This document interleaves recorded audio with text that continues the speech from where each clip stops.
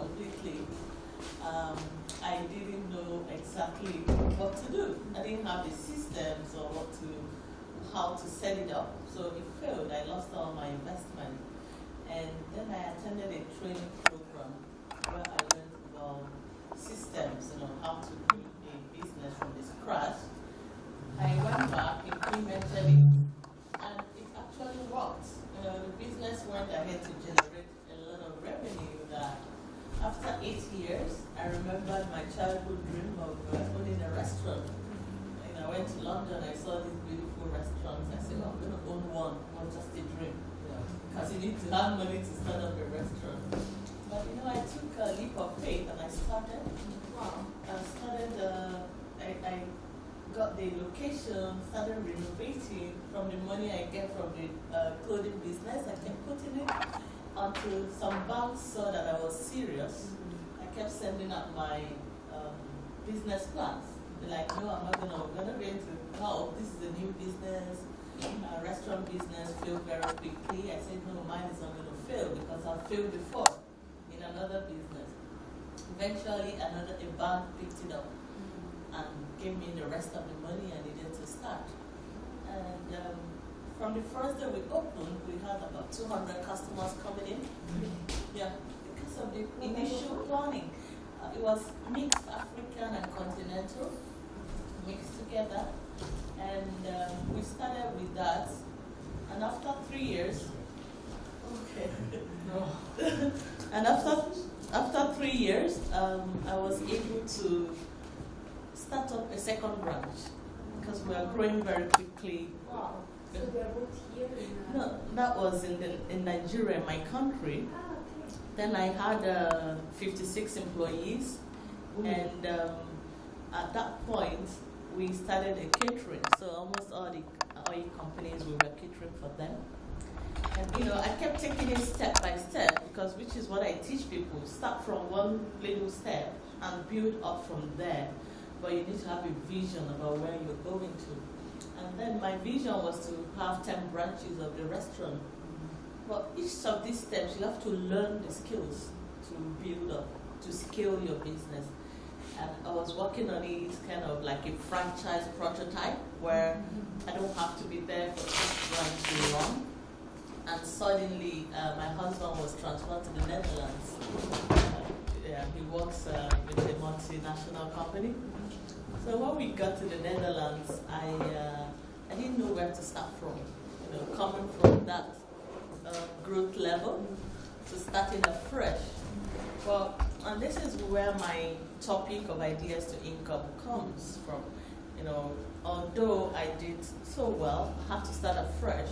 I knew I needed an idea to start again, all over again. And I couldn't think of an idea because I did some market research and I knew that having a Nigerian restaurant wouldn't do very well right now because most people have no idea about Nigerian food. So I decided to start giving cooking classes, first to children, and their mom liked it. I gave to their mom. And from there, I launched it to the public in The Hague, and people were excited to come. And because I also had to plan, what do people want? If you don't know what people want, you don't know how to present it, and if you don't present what people want, they're not going to come to you. So I kind of presented it as an adventure. Yeah, you just have to experience this vibrant cuisine of West Africa. With a lot of colors, colorful food, colorful clothing and everything. And people were curious, they wanted to come. And I was selling the workshop for €45 per person when I started, which is like, when you're new, you can't start with that kind of price. But when you package your business well, you can charge your work. And from that cooking workshops, we went into packaging spices. Like all the spices we used to cook, we started packing it, and I met a company who does the packaging, and then we started distributing. And this is where, people were, coming to us for catering, private dining. So occasionally we still do catering and private dining, but it's not our core business. It's just about the spices and letting people understand the culture and the cuisine of West Africa, and also trying to let people see how we can change the mindset of people about Africa and Nigeria. You know, when you call Nigeria, people go like this, but everybody is not a thief there. So this is what we try to teach about culture and the food, and then package it and sell to people. And last Saturday, I was able to launch a cookbook. Really? Yeah. We did a quick lunch in the Hague. Wow. And it's called Vibrant West African Cuisine. The thing is, at one point, as a business person, you have to start thinking about people. And we're talking about Women's Week. When I saw 26 people of Nigerian girls who died crossing the Mediterranean Sea, and there were 126 bodies recovered.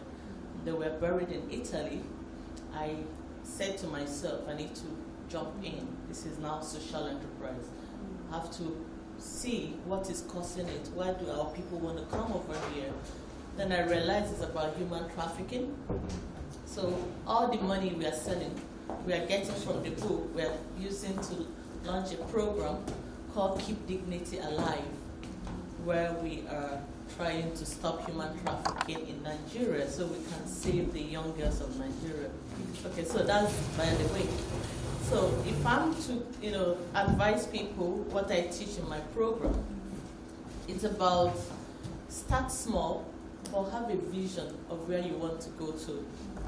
Today, when you mention Ataro food and spices, you won't know I just started 2 years ago, because most people know it in the Netherlands. Most people know me already. It's about having a plan to grow, and it's about dividing it in stages. Don't just start. People say, "Oh, let me start. I'll figure it out." Understand your revenue model. It's very important. How do you want to make money in that business? We as women, most times we don't care. We just open a business. We say we'll figure it out on the way. When you don't know where you're going, you never know when you get there. That's my key things. When I see women doing business, they're like, "Oh, I have a lot of people in my community.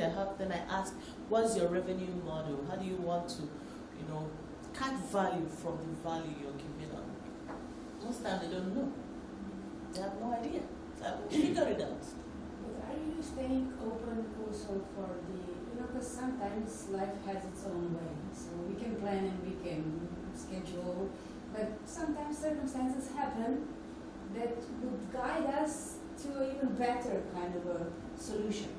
Are you open to those? Of course. You first of all, you need to have a plan and a vision. Now, when you have a vision, it's too broad. You really never know how you get there, clearly. But if you can keep your eyes on your vision, it helps you not to go away from that vision, because life happens. It happens every day. It happens to me when I had a vision to have 10 branches, and then my husband came over here. It happens. It's circumstances. It wasn't the best for me or my business, but I have to remember that I'm in food business, and this is the step I'm going to take to still achieve my vision of having a food service company that competes internationally. That has been my vision from Nigeria. Wow. And I'm here. I have to still start small to still go to that direction. But when you don't understand your vision, I teach more about vision. When you don't understand it, you will be guided by external environments, what people are doing. Yeah. So anything you see people doing, you think is going well, you jump into it. And in that case, it draws you, it kind of it makes you don't know where you're going to. Your brain is not settled. Because what you focus on expands. That's what somebody said. If you can focus on one thing that you want to achieve, it start expanding, and that's what you're talking about. You start seeing different ways you can get there. But this question about shattering the glass ceiling, it's not possible when you have no plans about shattering the glass ceiling and how you want to shatter it.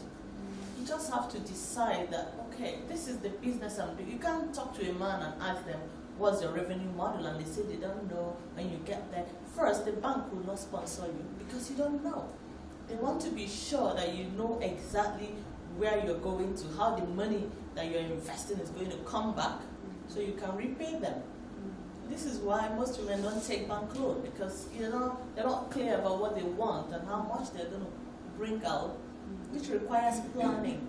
So the idea stage is actually the planning stage of your business, and it's where you need to find out who your customers are, what they want, how do you package your offering to suit what they want and not what you want. So it's not about you, it's about your customers, because if somebody has a headache and needs paracetamol, that's what the person needs at that point. Paracetamol, nothing more. You can't say take water, and then you're packaging water. It's a waste of time. So this is what I try to teach my mentees. I have a program and I teach them step by step. First of all, let's understand your vision. Let's clarify it. Be sure it's linked to your inner strength.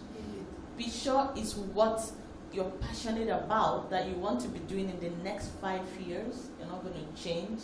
So once you're clear about that, then you have to set goals. When you set goals based on your life situation at that time, because we are all different. I have 5 children, so I have to plan my life. I have to plan my life. Is there a dimension of time that you have to be able to do? Another 12 hours they do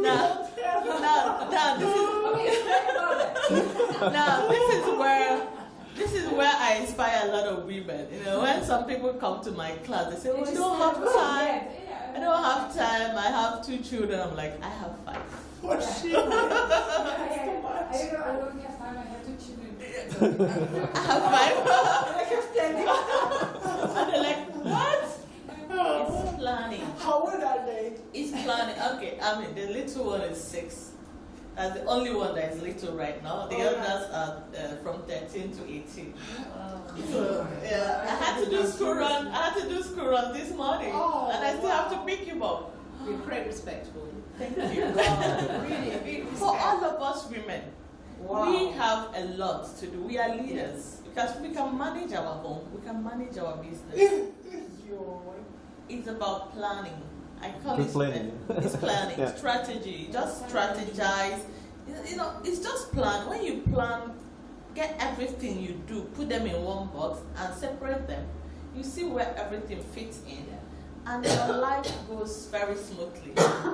But if you don't, you put them in your head and your mind, it weighs you down. But when you can write everything out, because that's my own secret, writing. These are the things I need to do, and I'm able to do them.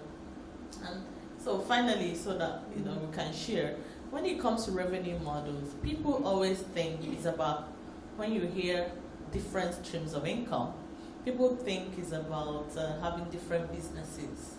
No, it's not. When you talk about revenue model, you're talking about this same product I'm offering, how can I package them differently to suit individual needs and to generate revenue for my business? Because without income, your business can't be sustainable. It can't be sustained. It's going to fail. So we need profit to run a sustainable business. And this is where you wake up every morning and ask yourself, how am I going to make money today? You just need to ask yourself. Your brain will give you the answers to tell you how to package yourself. And when you come out to meetings, you're talking with people, you're able to understand what they need. You go back and ask yourself, what I'm offering, people are not responding. From the problem I've heard, how can I package it to solve that problem?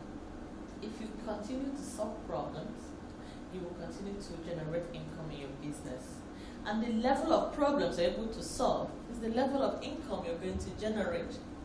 So at the idea stage of your business, be sure that your business is solving a problem.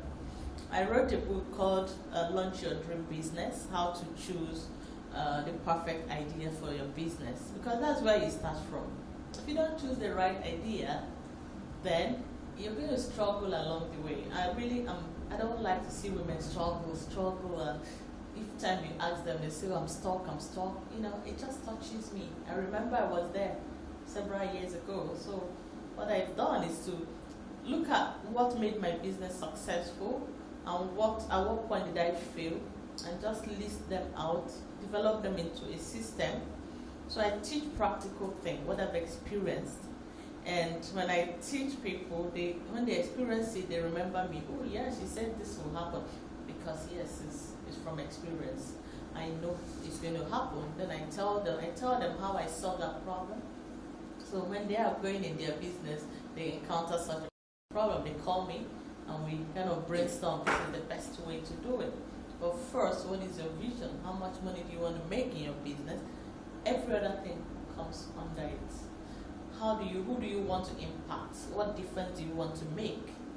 You know, right now, the cookbook I'm selling, all the money goes to fight human trafficking in Nigeria. So it's clear. Yeah. It's not a business thing, but it has to generate money to be able to fight that. So we say, okay, this is the number of books we have to sell to be able to meet that goal. So you need to work with numbers. How much do you want to make? How many products you need to sell to give you the amount of money? How many people do you need to work with to, give you that money? How do you find them? This is when your marketing starts. It doesn't start from beginning. It starts after you have done all these things. So you can have the right message and right communication to reach out to people and get them to understand what is it that you're offering. So to be good for all of us to share our experience, because this is just my experience. Thank you very much. Amazing. Amazing. Thank you. I think the most inspiring thing was you have 5 kids and you're still so charged up and Wow. you're still so focused on how you want to do what and continue to inspire women. Wow. I think that was great. Thank you very much. And it's really, And she's still smiling. she's still smiling, but All the time. what I'm asking you is how are you moving away all the time from all the distractions from the kids and from everyone to manifest all these things? Because with 5 kids, there are all the time distractions. Yeah. So how do you manage that? Okay. Yeah, I will let you know. Yeah. Now, I remember the first time I opened the business. I had a shop in Centrum, and some moms in my children's school were like, "How are you going to do this? How are you going to have a shop?" I asked them. At the time we dropped these kids, we dropped them at 8 a.m., right? We picked them up at what time? 3 p.m. What do you do between 8 and 3? It's important for you to calculate your time in minutes, in seconds. Manage your time, yes. Because sometimes after the school run, we hang out and gist and talk and laugh and go have a drink, and 4 hours of the day is gone. So it's a choice to be productive with the little time you have. I don't joke with my time. And I know that the only time I have to work is about 4 or 5 hours in a day max. So during those 4 or 5 hours, I soak my head in the work. I do all my writing, I do all my contacts, I do everything. And also, I form a team to help me with little things, so I delegate a lot as You well. manage your time very well. Yes. The moms give you a hard time because you're engaged? Because that community is the toughest one. Because if you are not a part of the cook club, book club, PTA You club, say you're a bad mom. you are a bad mom. Yeah. You see, And they, You are isolated. the thing is a choice that you pay Yeah, attention to indeed. certain things. It's your I choice. don't pay attention. I know they talk. You don't I care. know, I'm sure everyone. It's your but life, yes. You have your vision fixed. They're not in your life. They don't know your circumstances. They don't know why you have to do what you have to do. You walk. Every day I said to myself that I'm going to find some women where we can have these discussions. Kind of let other moms stop judging other moms. Because I'm not judging you for wasting your own time. To judge them. I don't have the time. I'm not judging you. So don't judge me. Security. Yeah, don't judge me. That is security. Because if we start looking at the reasons why women need to start a business, it's deep, it's a lot. Some people you see today, I had a friend, some people you see, their husband left them after 20 years of marriage and they've been following without working. At that point, where are you starting from? Let's be honest with this. Where are you going to start from? So it's very important to get women to start something, develop their skills. Even if you choose not to work because your husband is making enough money, it's okay. But in case something happens in the future, remember that you need to use those skills. Secondly, you become a role model for your children. Yeah, that's most. My daughters are already thinking of the one that entered university is looking for work, thinking of what to do. If she had seen me stay idle every day and wait for daddy to bring money, we think she will be thinking that way now. So I like this our discussion, and I'm trying to get women together. Let's discuss this so we can see how we can inspire other at-home moms who want to start a business, but they're afraid of being judged. They think people are going to say they're bad moms for leaving their kids with a nanny. You know, we can share with them and tell them how to do it. If you want to spend all the time with your kids, you can. But you have to find a business that gives you the time, like you can only do business within 4 or 5 hours. Stop using your kids as an excuse for not using your potentials. You know, they are not on your way. My kids are not in my way at all. You know, they support me. I mean, I launched a book last Saturday at the Marriott Hotel. 3 of my kids were supporting in selling, in, you know, serving food. So that's how it is. I just plan it, my time around when they're in school. And of course, if your husband is around, you have to be able to communicate to him and say, oh, I have this dinner this evening, so he takes care of the kids. You step out because you're a businesswoman. We had a lady yesterday at the workshop of personal transformation. Microphone? Yeah. So, she was from India too, and she's working for NGO, helping. I think she's traveling like 17 or 18 days per month through rural parts of India, helping the unprivileged children. So her only child is, I believe, now 8 or 9, and she said that there was this special occasion at the school, and he said, at least today, you know, Mom, please come. And she said, I can't, I'm traveling. But you know, Auntie this and this, she will take you and she will help you.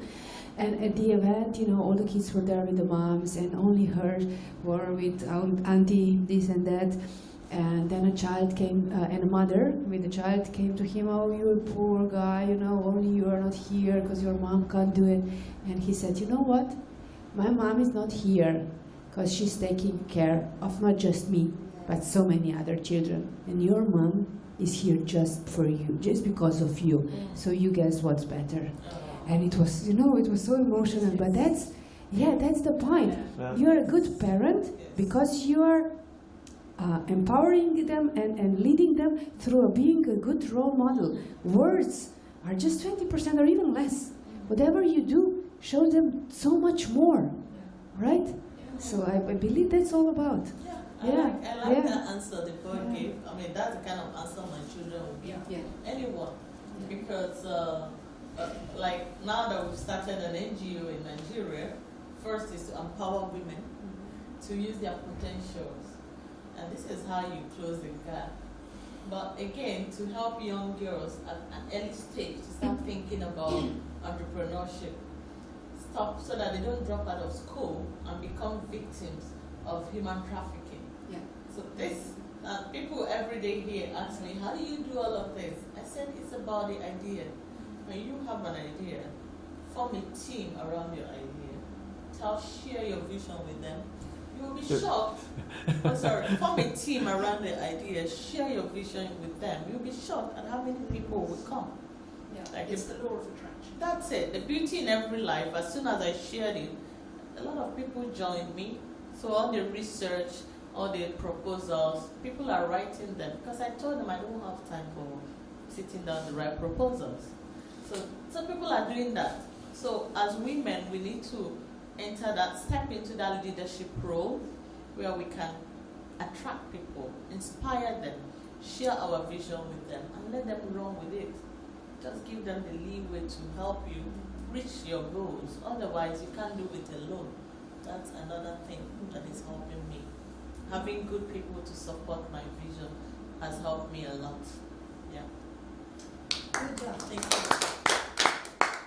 Thank you very much. You're welcome. I'm really shocked about 5 children, so and manage your time so wisely, really. And what you said, yes, is that you are focusing on empowerment and enlightenment. And what is also important, no matter how much money our husband has or manage, we have to take care about our self-realization. That's the most important, I think. It's not just about the money, but being self-realized, living our purpose in this life. Because I know many American wives who are really depressed. They're just staying home and just spending husband's money, so it's really boring. So it's more about self-realization. But what I teach now, these moments, are how to manifest our ideas into our product or service, that they not stay here in the cosmos universe. So I'm still in judicial system. I work whole-time job, but I manage my time to manifest the things that I love. So the last thing I manifested is this jewelry line. This is Divine Magic Jewelry. And before I manifest one very powerful tool, the sword. I call it Divine Friend. It's for helping clearing our negativity in our body.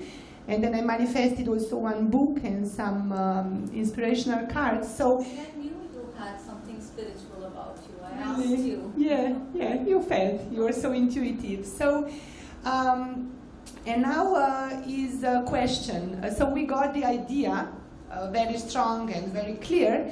And our mind never believed in these ideas. So, but whenever we got idea, I'm 100% sure that we have to manifest this, because our idea is the whisper of our very silent intuition. But we have to stay away of all our distractions from every day. So that's why I admire you very much, because you have 5 children. It's really, I have 2 daughters, and sometimes it's really. Difficult, and because they want the whole me. But like Sasha said, and this woman yesterday, better is be a mom, very good mom, 2 hours per day or 2 hours per week, than just spending time with the kids 24/7 and kids don't like it. So how to turn our ideas into reality? I think we are, whenever we got idea, we walked halfway. So 50% is done. We got the idea, and now how to turn this idea into reality? We have to persuade our mind, our intellectual parameters, our ego, and silence it, and completely be focusing, like you said. My point of view is that we need clear intention and focus, and and stay away from all the distractions all the time. Just it doesn't matter what these people say and this mom and this. And what is also important is not to share our new ideas with the outside world, even with our partners, because sometimes they are so hypercritical, and it just and there are lots of naysayers around us, and they just steal your idea. Because they are afraid of you, how you will manifest, even maybe materially or whatever. So what I do is that I'm keeping my idea just for me, or sharing just with a friend who I trust. And I share with the heaven as well. To God. And then we have to have this clear vision, clear intention. It helps that we meditate, pray for the guidance, that we have all the time elevated energy levels, that we are. And what is also important in the process of manifestation is that we are very excited, and that we are joyful, because whenever we are joyful, we rise our vibration, and we have a higher level of vibration, and that's how the law of attraction works.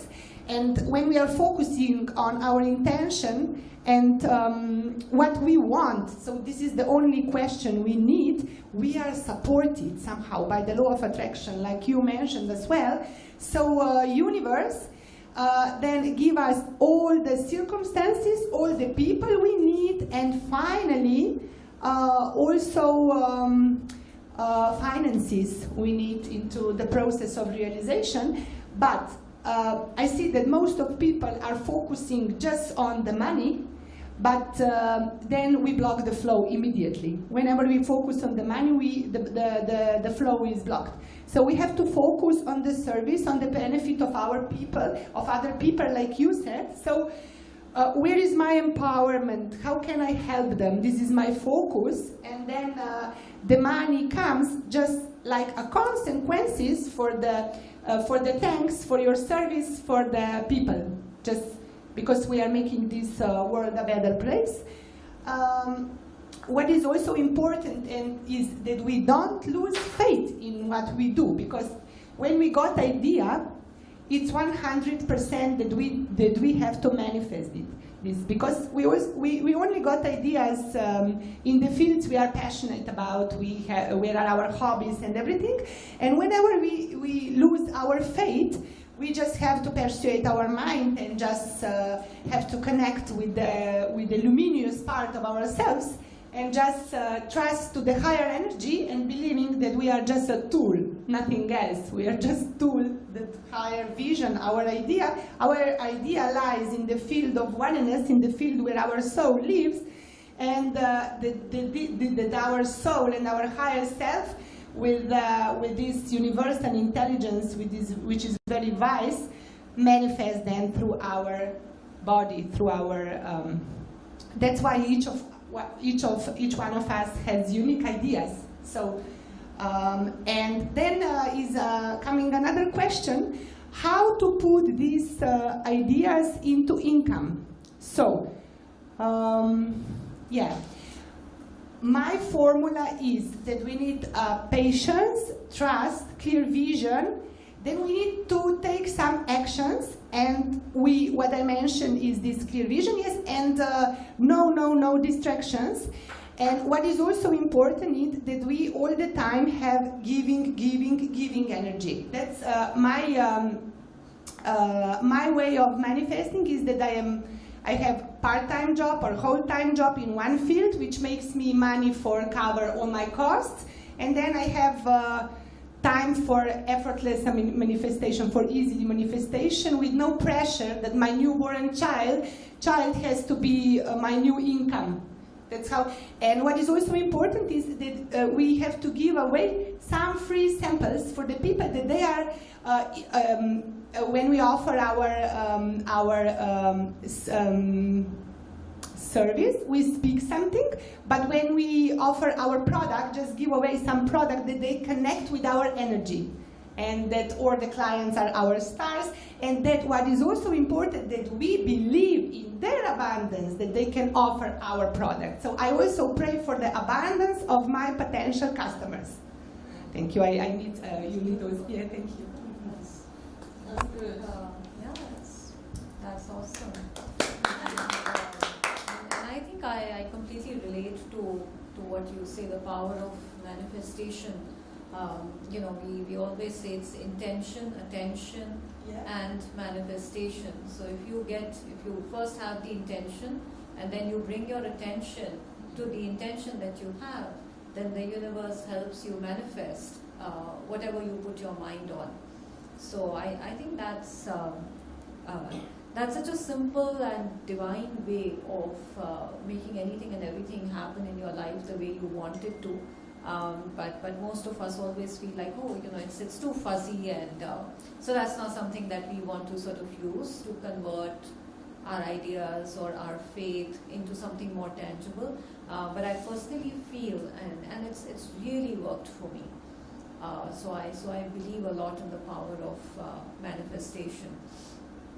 So I work for the Bill and Melinda Gates Foundation, and I lead talent acquisition for them, for the India country office.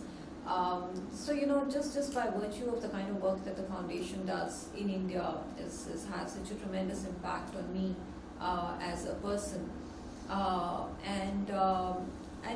It's so gratifying to see somebody who's not part of our country just wanting to make so much of a difference in the whole world and in India as one of the countries where the foundation works.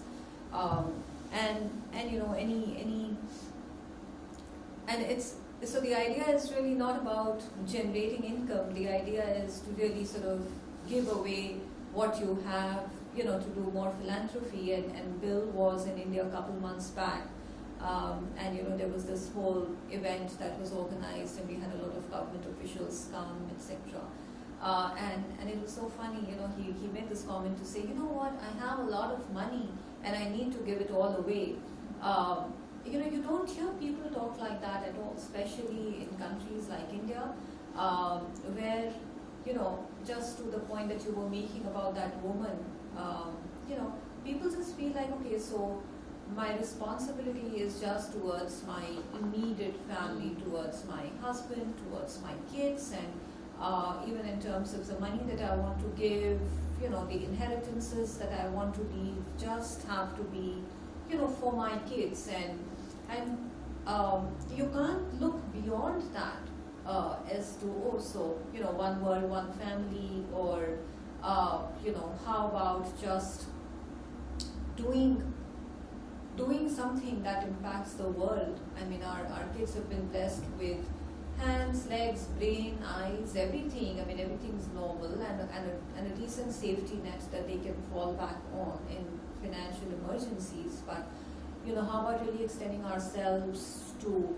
do good for others? But I just feel that at least most of us in India have this thing of, oh no, those are all nice things to hear, but that's not how I'd like to live. I see my own husband thinking like that, for example. I mean, he admires what I do, and he admires, the concept of philanthropy, but catch him, doing something which will push him to, give out financially without an agenda to unknown kids, to unknown mothers. He'll be like, I don't think I'm so evolved, and I don't think I need to do it. And I respect where he comes from and what he says. In India, it's only 0.2% people who do philanthropy. In the world, there are only 2% people who do philanthropy. So you can't blame most of these people. And so I've also been thinking about and just another thing that stayed with me very deeply, that impacted me, was I was recently on a holiday with my husband to Bangkok in Thailand, and I don't know how many of you have been to Bangkok, but there is this street called as Patpong Street in Bangkok, which is really, which has got a lot of clubs, and which has got these girls who perform shows. And so when I was leaving India, a lot of my friends told me that, oh, you must go to Patpong Street, and it's a great experience, and you must go and see what happens and this and that. So I thought it's a good clubbing place and stuff. So I was all dressed up for a good evening, and I went, and so there are these guys who will catch you. There's these streets where you're walking, and these boys will come and say, hey, why don't you come and see this show there and that show here? So my husband said, we have to go and see one show to experience what it is. Okay, so let's go with this person. So we went, and there were these girls of 18, 19 years, thin, very pretty, very petite, who were doing shows, and they had trained their vaginal muscles to, like they would put a ping pong ball and just throw it out, or they would blow a trumpet, with the force of their vagina. And there were all kinds of people sitting and, drinking and cheering them up, and I sat there for 5 minutes, and after that I just broke down and I started crying. And my husband thought that I'd, lost my mind, and he was like, what happened? People from all over the world come to see these shows, and you're here for this experience. So what happened? I said, what if it was one of our girls on the stage? How can we be so hypocritical about, oh, that's an experience, and because it's not my child, so it's okay to, just cheer them up. And I just thought that, I don't know what these kids must be going through to be able to, they were on the stage, they were smiling, they were doing what they needed to do, but it just totally shattered me. And I just thought that, and of course, and we left the place, and my husband couldn't figure out what happened, and but we just disassociate ourselves so much from the world. And we love to be part of these, conversations, and we want to do the good for this one and that one, and how do we make a. And I do often hear people say that, there is so much happening in the world, and that how can you really change the world? But and I always say that it's that one little step that we can take to impact just one life, or just to put a smile on one person's face, and it'll start happening. But just to sit back to say, it's too large a problem to deal with. At the end of the day, polio's eradication from India did happen through the vision of one man that we can do it, we can make a difference, and it's heartening to see people who believe in it. Then they don't care about what country, what disease, what it's just aligning efforts of everyone towards making a difference, which we just find so hard. And practically we don't want to be part of. Conversationally, we want to say all the right things and do all the good things. But so coming back to the ideas to income generation, I just thought, okay, so what is it that I can do? Just to be able to generate money and start doing charity and philanthropy through it. So I had developed this hair oil, which actually, if you apply it for a few months, it changes. So, for people who are graying, it changes the color of your hair back to the natural hair color. So, it just changes the hair color back to the natural color. So you can just stop coloring and forever. So that is something that I had been using on myself for some time, and I was like, maybe I started talking to a few people in McKinsey who are strategists and all, and who are all friends, and I said, what do you think? I've just been thinking of commercializing this and making some hair packs and 3 or 4 more products along with it, just to start generating some money. And they were like, oh man, this is a fabulous idea, and you don't have something that can help you not color your hair for the rest of your life and naturally bring it back to the normal color. So they told me to get a patent on it, which I'm in the process of, and get just legal coverage on it so that people don't start making the same thing again. So I'm in the process of doing some of those things and then going commercial, and then just contribute a large part of it to philanthropy and charitable purposes. So my ideas to income are always all linked to how can I generate more income to be able to do more, and have a little bit of more flexibility and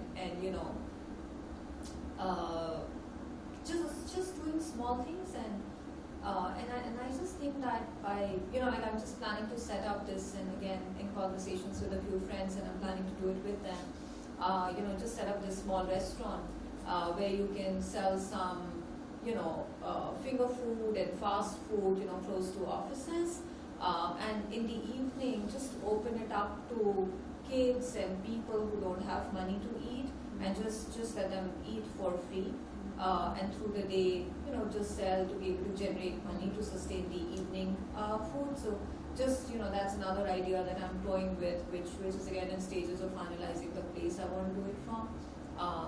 But yeah, just a couple of these things that I'm seriously thinking of doing alongside my job to just see how is it that we can extend ourselves and give back to society. And I totally believe in the power of manifestation. I think if you put it, just set your mind to it, it's just so strange, but automatically things start opening up and they just start happening, and there'll be a friend who'll come to say, I've got this place, and why don't I help you? And it is actually so fuzzy, but it's actually just worked for me always. So thank you.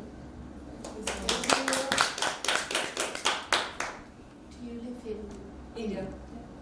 Because one of the things you can always do with your idea about food is to engage a company with it. Yeah. And that they express that connection to all their staff.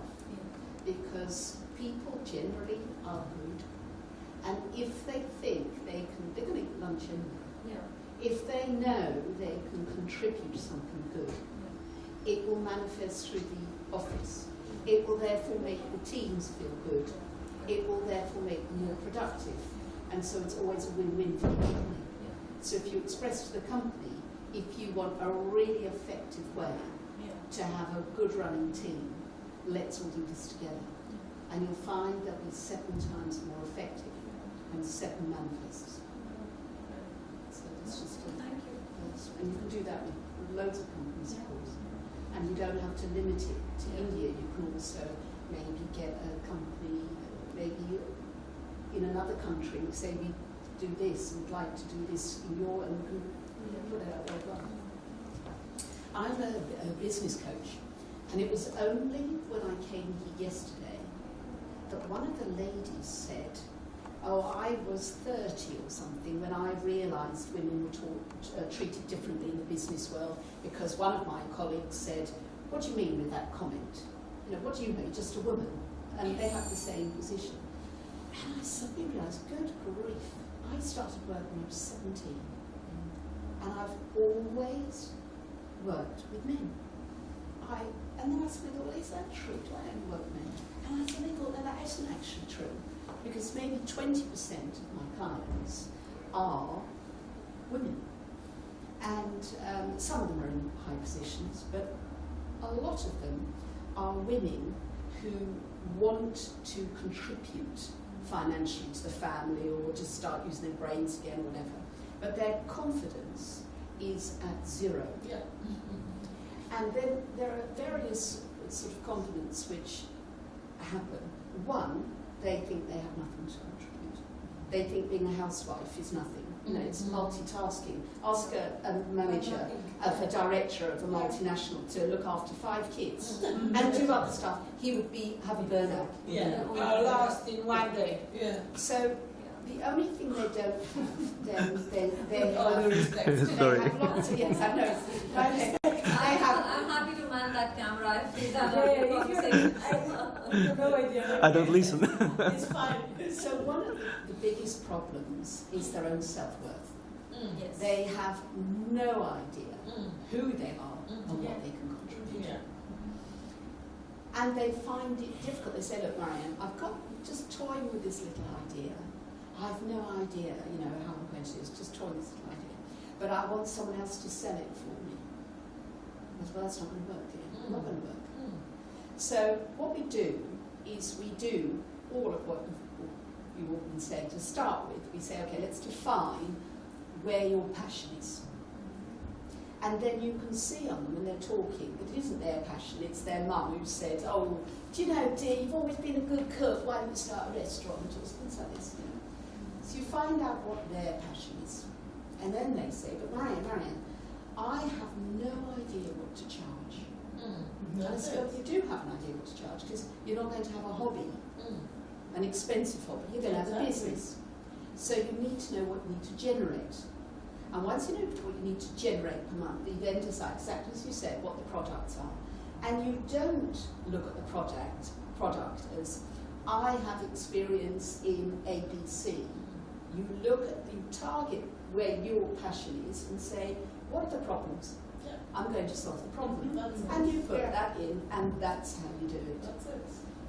Then what you have to do, before you manifest, definitely before you manifest, is to face your fears. What is your very worst scenario? What's your very worst scenario? Because if you've got your very worst scenario, it doesn't matter if you fail, because you think, oh, well, I failed in that, but I'm going to do that. It's not the thing, it's the verbalising what it would do to you if you failed. And once you've done that, then you have an idea of, okay, so now this is what I think I want, this is what I feel I want, now I've got it, okay, what does my life look like? Will I mind it if what I think are friends all try to be negative? You know, what would be their reasons? What would my life look like, and would I mind? What would my life look like if people started looking at me? What would my life look like if the radio phoned up and said, we want you to come for an interview? What would your life look like? And until this point, The money bit's mostly a bit of a problem.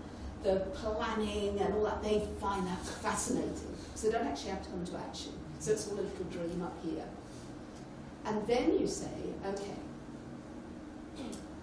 now you've got your plan, now you've got your budget, you've got everything organised, you know what's going to happen if you fail, you know what's going to happen in your life. Now you're going to do it. And then they say, yeah, that's a thing, isn't it? Because I don't actually want to be seen. Yeah. And then I always say to them, most mothers are martyrs. They'll give up things for their children. So you know the feeling of being a martyr. How would you feel if you gave a bit of yourself to being seen, that just tiny little bit, being seen in the world, and connected that to a good cause? Would you be able to do it then? Because all these ladies say, I don't want to be rich. I don't need a little bit of money. Just a little bit. And I say, imagine you were stinking rich. What good you could do to that cause. And then you feel them. Because it's not them. It's now going to a good cause. Yeah. They totally come into their power. Yes. And they say they're going to do it. And then we make sure that their websites and everything actually acknowledges this good cause. And then we start the manifestation. And with any manifestation, if your thought is pure, the only thing you don't have to sell yourself again. You just have to talk and share with people what you do. And people are so inspired, they come on board. That's it. But manifestation is quite interesting because we think that you have to sit and manifest and then it's there. But actually what it is the focus which does it. If you're getting married, suddenly you see brides everywhere, you see magazines everywhere, and you see, Ladies, oh it's my time. goodness. It's 10 But o'clock. that all happened before, but you've raised your higher consciousness. And if you work at your higher consciousness, you can move mountains, you can make the impossible possible. And just a very small example, I had a lady who, they had a sort of mother club, and suddenly the kids were out and gone, and these women were saying, what are we going to do each month? Can we get together? So one of the girls said, why don't we do a bit of personal development? And they knew their kids were on social media, and these women didn't do anything with social media, so one of the women said, look, why don't Time, we yeah? come au fait? It's time. Oh, It's 10 o'clock. Oh, right. Welcome again. Okay, you're finished? Yeah. You have to change now because Yeah. other people Yeah. are coming in. Okay. Okay, sorry. We need to talk,